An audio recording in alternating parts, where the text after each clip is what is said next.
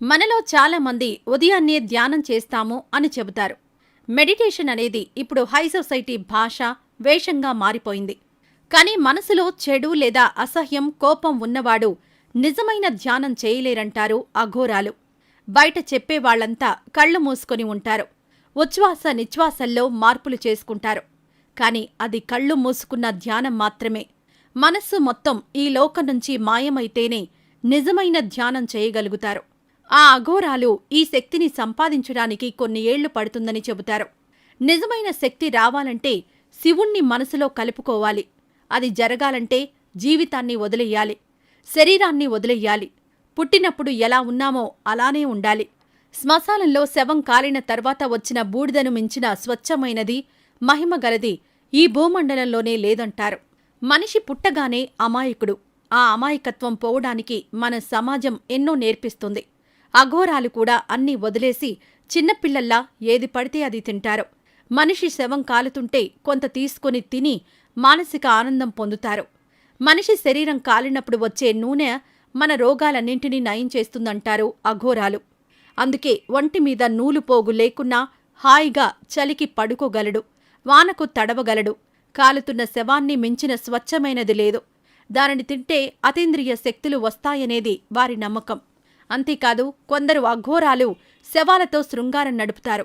అది కూడా స్వచ్ఛమైన కార్యంగా చెబుతారు.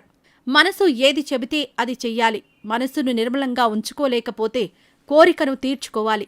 అది చెడు పద్ధతని బయటవారనుకుంటారు. కాని దానివల్ల అద్భుతమైన శక్తులొస్తాయి. కొందరు చనిపోయిన శవాలతో కూడా మాట్లాడుతారట. ఇవన్నీ ఇలాంటి కార్యాల వల్లే వస్తాయని చెబుతారు. శవాలను తినడం, శవాలతో శృంగారం చేయడం వల్ల, అతీంద్రియ శక్తితో ధ్యానం వల్ల కొత్త లోకాన్ని చూస్తాం. ఆ ధ్యానం చేస్తే ఎండ, గాలి ఆహారంగా మారుతాయి. కొన్నాళ్లపాటు ఆహారం లేకుండా కూడా ఉండే శక్తి దొరుకుతుంది. ఈ లోకంలో శివుడు తప్ప ఎవరూ లేరు. ఆయనకు తెలియని సమస్య లేదు. ఆయన చూపని పరిష్కారమూ లేదు. అందుకే మేం ఓం అనే శక్తివంతమైన మంత్రంతోనే బతుకుతామంటారు.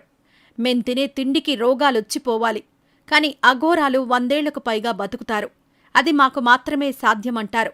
సాధువుల మాదిరిగా గంజాయి పీలుస్తారు, చెడ్డ పనులు చేస్తారు. కాని ధ్యానంలోకి దిగితే స్వర్గాన్ని చూస్తారట. ఋషులకు మాత్రమే సాధ్యమైన ఆ ధ్యానం చెయ్యాలంటే ఎన్నో ఏళ్లు కష్టపడి ప్రాక్టీస్ చేస్తే తప్ప నిజమైన ధ్యానం చేయలేరంటారు. మనస్సు ఈ లోకం నుంచి వెళ్ళిపోవాలి, మళ్లీ తిరిగి రావాలన్న శక్తి ఉండాలి.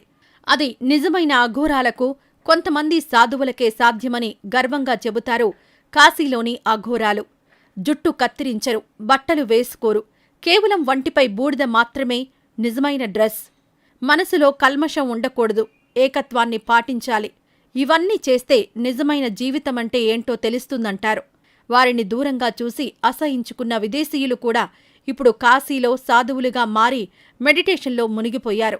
సర్వం శివమయం అంటూ నిజమైన జీవితాన్ని చూస్తున్నారంటారు అఘోరీ సాధువులు.